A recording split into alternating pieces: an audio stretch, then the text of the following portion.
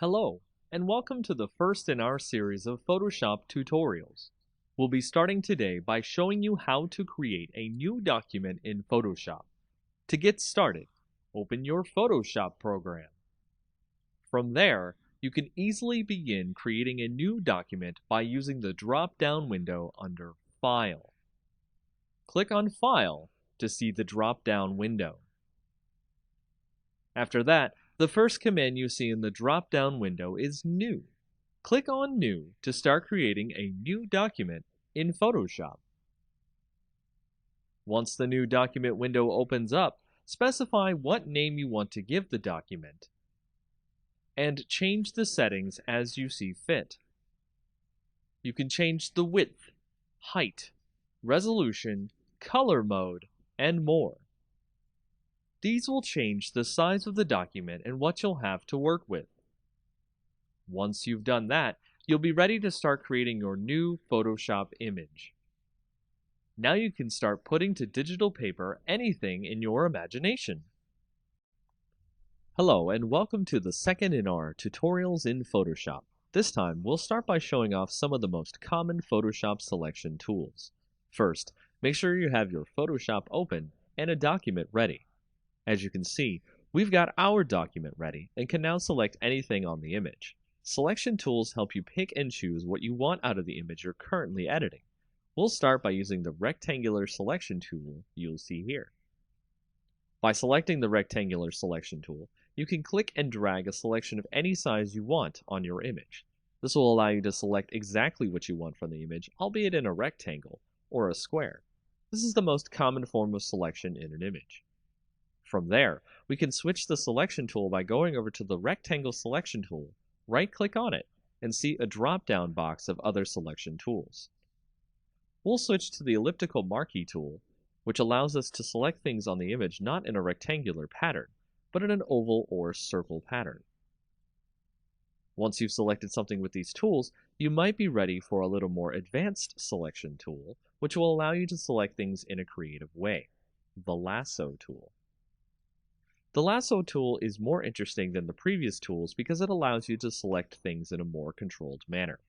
Your precise movement of the mouse while holding down the left mouse button will allow you to draw out a selection of your choice. As you can see, the tool allows us to create our own selection exactly this way, but it can be very messy if you don't have practice with it. The final selection tool we'll talk about that is common in use is the Magic Wand. The Magic Wand is a tool that allows Photoshop to think about what you're trying to select and select them as you click on the parts of the image with the tool. Observe. As you can see, the Magic Wand has allowed us to select only part of this image, not all of it. It would take many more clicks to get this image the way we wanted, so it may be time-consuming. And that's it for the common selection tools and their uses. Welcome to the third tutorial in our Photoshop series. Before we move on to other topics, let's talk about some of the file types and modes that you will be using to save various files that Photoshop can do. Photoshop can save many different file types, and each one can have a different use in other projects. The default file type that Photoshop wants to use is a PSD file. If you see here, I have saved my previous file that I had opened into a PSD file after we have selected parts of it. A Photoshop data file will allow you to have layers, which are editable and a lot easier to manage. Moving on from there, we can see that the document that I have open next is a JPEG file. What happened to the checkerboard background? That was the transparency of my previous image, which a JPEG does not support. What if we want to have an image that's not a PSD, not a JPEG, but supports transparency? The file format that can do that is called a PNG. A PNG image allows the transparent data from the PSD to be saved and used, so you can have interesting images and projects that look professional instead of blocky white backgrounds. Next, there's a file format that you might come across that Photoshop can use. It's called the PDF. A PDF, or Portable Document Format, is usually used on readers like Acrobat Reader. With Photoshop, you can open it, however. It will ask you to import the file instead of just reading it normally. The import window here is kind of similar as a new document file. Here I will change the resolution so that the image that we have will show up smaller than before, as I need to use it for other projects that require a smaller image. These are just a few of the image file formats you will use in Photoshop, and of course, you can save any of these formats into another format if you need to, which will allow you to fulfill many different needs for your future projects.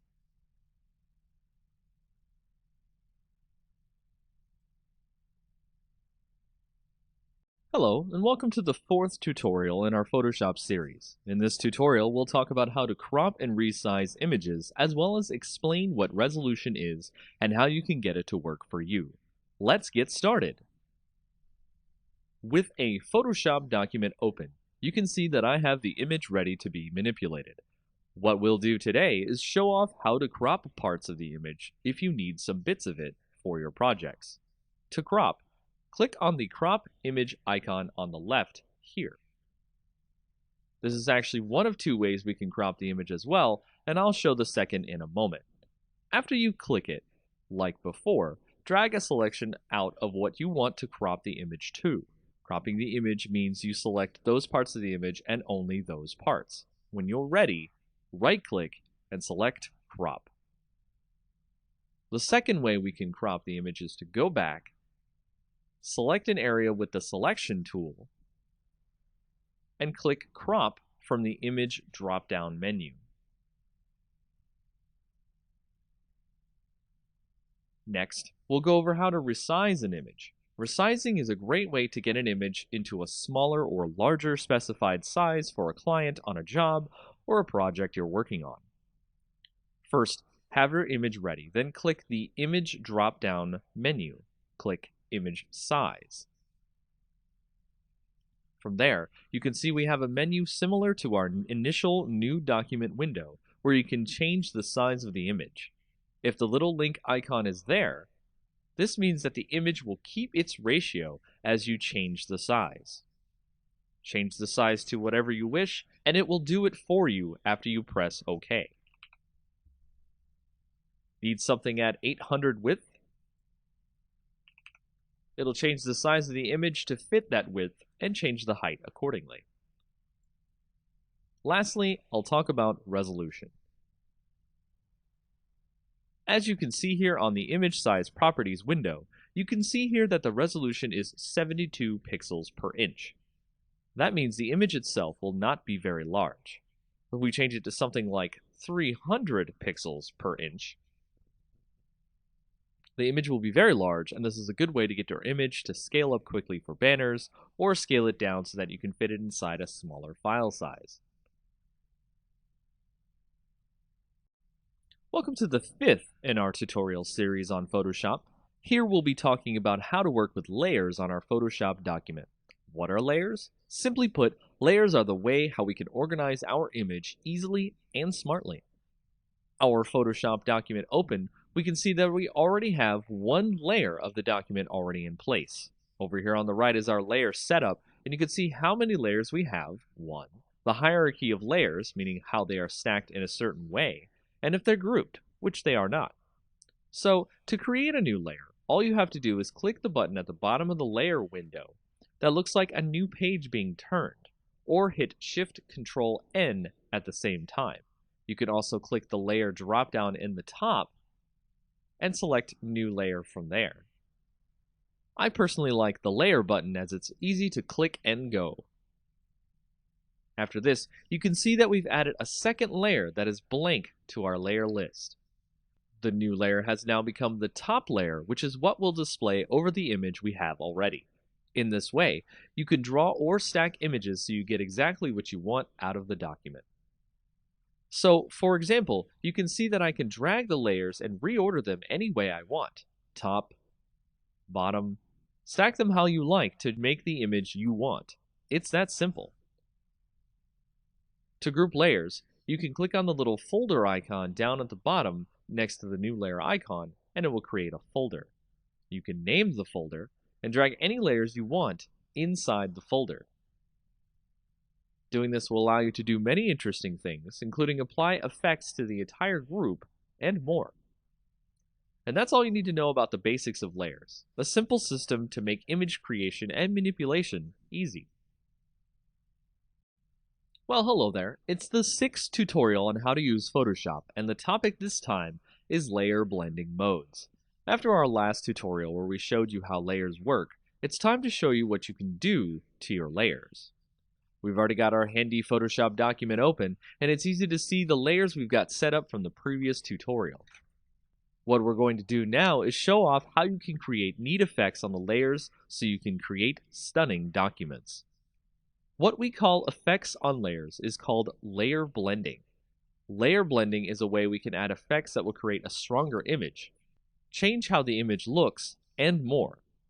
Right-click a layer over here and click on Blending Options. Once you do this, you can see a wealth of options here to add effects to your layer.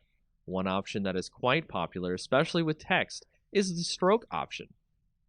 The stroke option allows you to create an extra highlight of color around the object in your layer. Doing this can create a nice border effect to make objects stand out. The next option that can have a great effect on your image, and one you will get used to quickly, is drop shadow. Drop shadow makes your object look like it's floating above whatever you have it over in your layer order. You can adjust the direction of the shadow, the opacity, and much more. My last option that I'll go over is the color overlay, an option to completely black out or color out an image to create silhouettes, remove features, and more. The color overlay can allow you to create some interesting backdrops for your future images. There are more options in the layer blending menu, and I encourage you to check them out and see what works best with your images. Welcome to our 7th tutorial in Photoshop. This time we'll focus on the text tool, one of the most used and favorite tool by topographers all over the world. Start by clicking on the T icon on the left. As you can see, I pretty much can type anything I want in my text font picked from the side here.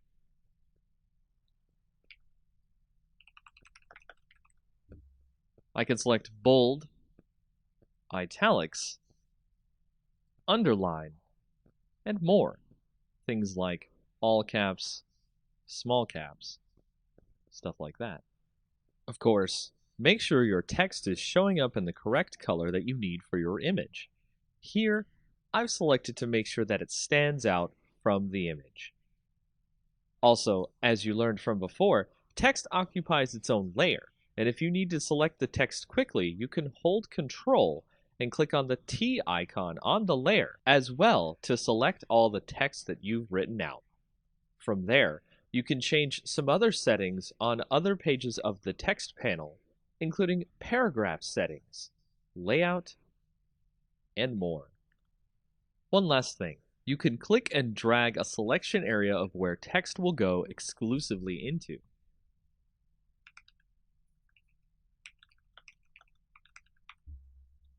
Text has a lot more functions that you can use with it, including vertical, if you so choose.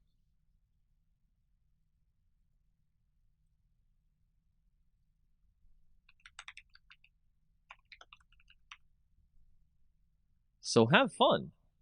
The 8th in our tutorial series in Photoshop, let's go over how to create a great glowing text effect and build on our previous tutorial of the text tool. Here we have our text.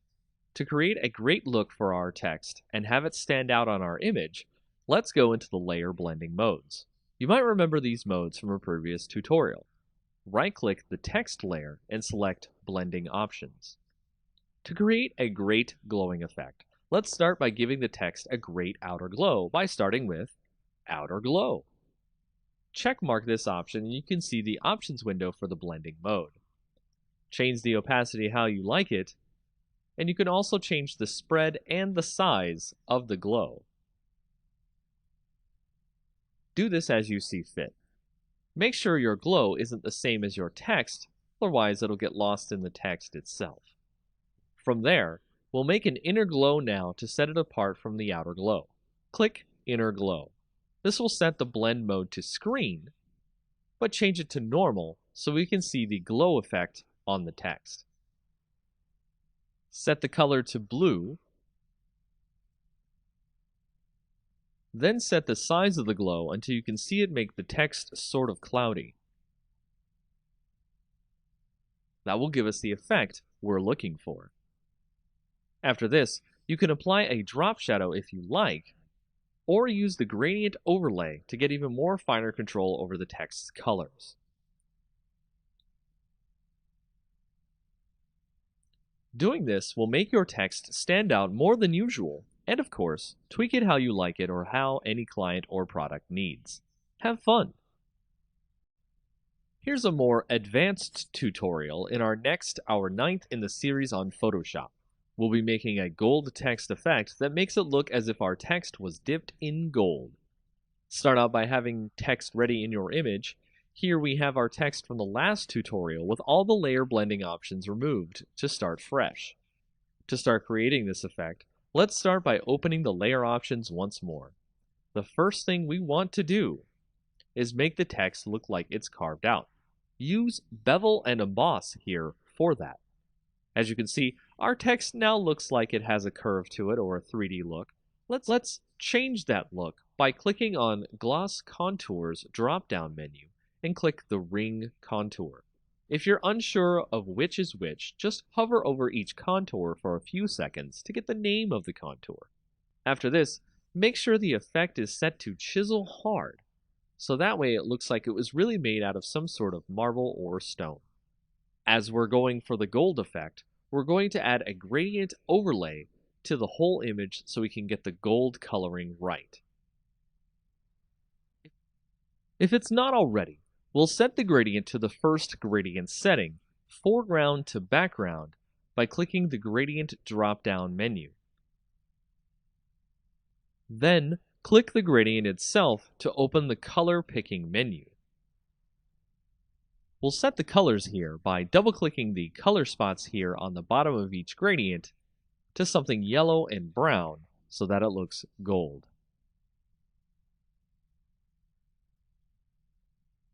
After that, you can see your text is now worth its weight in gold, if only in Photoshop. This blending technique can be used on other things as well, but text is one of the best uses for it. A quick drop shadow at the end makes it stand out even more, and that's it for this effect. Simple, yet effective. Welcome to the first in our tutorials on working with GIMP, the new image manipulation program. This program is a free program that allows you to do similar things to Photoshop, as well as other image editors. Opening the program, we can see that GIMP usually opens with a multi-window mode, the main image window, the toolbox, and the layers box. Similar to Photoshop, GIMP can also work with layers. In case you accidentally close any windows, you can click Window, Recently Closed Docs, and reopen them. If you like the single window mode, which is similar to Photoshop, click Window, then click Single Window Mode. Many of the different windows and dialog menus that you'll use will come from the Windows dropdown at the top. For example, if we need to use layers often, which will very much be the case, we go to Windows dropdown, Dockable Dialogs, and we can see the entire list of tools we can use for our setup. Making sure our layers window is open to the right, we can add many other options to our creation suite, such as histogram, gradients, colors, and more. Options like these are similar to Photoshop, so you can have a basic translation of knowledge between the programs here. Once you have your setup the way you want it, we can continue on to the next tutorial. From here, I'll be working with GIMP as a single window setup so that it makes it easier for tutorials and showing where options are in future tutorials. In our second tutorial for GIMP, we'll go over how to open images, save them into different formats, as well as exporting images depending on what you need for various projects. Similar to Photoshop, we'll show you how you can open an image in GIMP. Just click the File drop-down, click on New, and the New Image window will pop up. From here, you can set a template for your files, which might include a size a client for your job wants or your project needs, change the image size, width, and height on your own, and change if it's in portrait or landscape. Advanced options will let you do similar things to Photoshop, which is change resolution, color, and what you fill the background with before you start working. To open a file, just go to File, click Open, and search for any file you'd like to open. I'll open the file that we've been using in our Photoshop tutorials. Note that GIMP can open Photoshop files as well as PNG, JPEG, and PDF files. It's a very versatile program. You can also open a file into your current image as layers, so you can essentially import an image onto another one. Just like Photoshop, you can save the file as its own type, which is XCF, or you can export it through the File drop-down, then click Export As option. Here you can click the drop-down and save it as any myriad of options, including PNG, JPEG, and PDF. That's it for the basics of creating, saving, and exporting in GIMP. The third in our tutorial series for GIMP will introduce you to the basics of resizing images as well as cropping, rotating, and flipping images. These features are very similar to Photoshop, but how you do them in GIMP may differ. Start by having your document loaded into GIMP. You can see we have our image ready for moving it around. Once you want to resize your image, go to the Image drop-down, then to Scale Image. This is what resizing an image is called in GIMP. Once there, you can see the dialog box. The dialog box here for Scale Image lets you choose the width, height, and resolution of the image as you see fit. You can also change the quality of the image here as well. The Scale tool on the left here can also allow you to resize the image like a selection tool would in Photoshop. Just click the image and resize accordingly. Cropping an image also works similarly as you've seen it in Photoshop as well. Click on the Crop tool, the little knife icon, and you'll be allowed to make a selection over the image which will tell the tool where and what you want to crop. Click on the image again after selection to crop the image. Rotating the image, of course, works in a very simple way. The Rotate tool is next to the Crop tool, just to the right. Once you click on it, you can see the tool options below the tool, where you can do it by layer or a selection similar to Crop, or a much more advanced way through a path. We'll just use the layer Rotate. Click on the layer you want to rotate in the image, and you can use a slider to rotate left or right, or set the angle yourself. To flip an image, click on the tool that looks like a book opening here on the toolbar. Set the preferred way to flip the image, horizontal or vertical on the tool options, and just click on the image. Easy! With this, you can move and rotate, flip and resize the image just the way you want to. Welcome to the fourth tutorial in our series about GIMP. In this tutorial, I'll talk about how layers work in GIMP, as well as how to move layers, resize them, and merge them. As you can see, I have my image ready in GIMP, so get ready to work with the layers in it. Over to the right, you can see the layers list. The icon at the top of the box here shows layers as stacks of paper to help you visualize what you're doing. If I want to quickly move one layer on top of another, you can just drag the layers in order to reorder them. Layers, like Photoshop, are the best way to organize your data and create complex and interesting images from past parts of your project and make it visually stand out. To create a new layer, all we have to do is click on the New Page icon at the bottom of the Layers window on the right. Doing so will bring up a dialog box that will ask us what to call the layer, what size of the layer we want, which will default to the size of the image, and what to fill the layer with. To resize any layer, just right-click on the layer, then click on Scale Layer. Doing so will open another dialog box that will allow you to change the size of the layer's width and height. You can also use the Scale tool from the previous tutorial. Merging layers is also pretty easy as well. Just order the layers you want to merge, with the topmost layer being the one you want to merge with the layer below. Right-click the layer, and then click Merge Down. It will add the layer you right-clicked onto the layer beneath it, becoming one layer. After that, you should now know how to merge, move, and resize layers as you see fit. Easy. In this fifth tutorial, I'll talk about how to use the selection tools in GIMP. Selection tools are the best way to get the parts of the image you need for cropping, cutting, and more. Once again, we have our image ready in GIMP, so we can use a myriad of selection tools on it. There are at least 7 selection tools in GIMP. We'll go over each one in basic detail. Each one has tool options, the panel below the tool on the left that you can tweak the settings for. First is your usual rectangular selection. Just like our Photoshop tutorial, just click and drag what you want to select here. Similarly, the oval selection tool next to it can be used to select things in a circular or oval pattern. Next, we have the free select or lasso tool, where you can draw your own selection around an object so you can freehand trace a selection you need to. After that, we have the fuzzy select tool, which, much like the magic wand in Photoshop, will select a region based on the colors around it. This one can take longer than usual to select something. You can tweak the settings in the Tool Options box to change the threshold that the wand will select what you want from the image. Threshold means it will select more or less things based on the higher or lower the threshold. Then we have the Select by Color tool, which will select things on the image based on the color you have in the foreground color box, which is seen below the tool window. Then you have the Scissors Select tool, which will attempt to select things based on detecting edges on the image.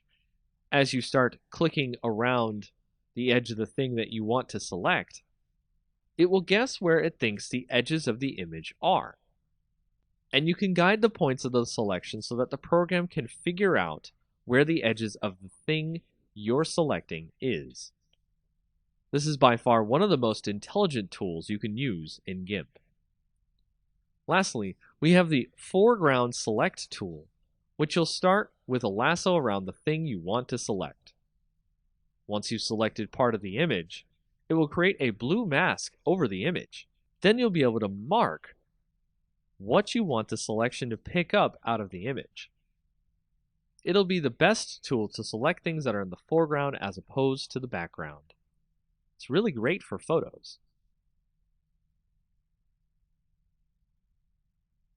That's most of the selection tools covered in GIMP. Now you can grab exactly what you need out of the images you're using. In our 6th tutorial on GIMP, let's start using the paint tools and learn the tool options the paint tools use. There's a lot to go over here, so I'll be breaking this up into 2 parts. The first of the paint tools tutorial begins here. With our image open, let's start creating something by using some paint tools. First, we'll use the paint brush. Make sure to check the tool options on all of these, as they will be very useful for doing what you need with each one. In the tool options here, you can see that there's a mode setting, opacity to your brush, what the brush looks like, how hard it is, think like an actual brush on an image, how soft or hard do you want the tip to press on the painting, the size of the brush, angle, and more. For now, we'll just leave it as is and create a quick square. Next, we'll move on to the bucket fill tool. Here we can see that in the tool options, we have the option to change the opacity, change it so that we fill up the spot with the tool with the foreground or background color, or even a pattern if we want to. The options below that allow us to either fill the whole selection as much as possible, or just similar colors if we want more reserved filling. Threshold here will determine how much the tool will try to overflow into the nearby colors beyond what you have filled in. Here we'll fill in our square with our background color. As you can see, with the similar colors option, it will fill in everything except the transparent edges around our square border, leaving a little bit unfilled. Patterns can be applied too from the bucket. So let's apply a quick pine wood pattern here to give the box a little wooden feel to it. Here you can see it will paint over our white fill with a nice wooden texture. Our box is starting to look like an actual wooden box. Next, we'll do a gradient or blend fill. So we'll apply a gradual color change from our foreground to our background color. This works very similar to bucket fill, just that you can choose the colors you want to fill in either as a foreground to background selection or to a preset selection of your choice. The shape can be changed as well to create more impressive gradients. Here I'll make a radial gradient inside our box fill. Make sure you select what you want to gradient as well, otherwise you'll add the gradient to your entire layer. Click and drag to determine what direction you want the gradient to go. The ink tool is similar to the paintbrush, but it creates an ink-like pool of color that works similar to real ink. The longer you stay on a spot, more comes out, and the strokes ebb and flow, much like real ink. Change the options as you need in the Tool Options window. We'll draw a little smiley face on our box. The airbrush tool is very similar to an actual airbrush, where a constant flow comes out that allows you to quickly touch up or brush color onto the image in a way that can be modified. As you see in the tool options, one of the important settings is rate, and the other is flow. Tweaking these will change the way the airbrush comes out. Watch as I set the flow to about 20. And see what happens. Now, 30.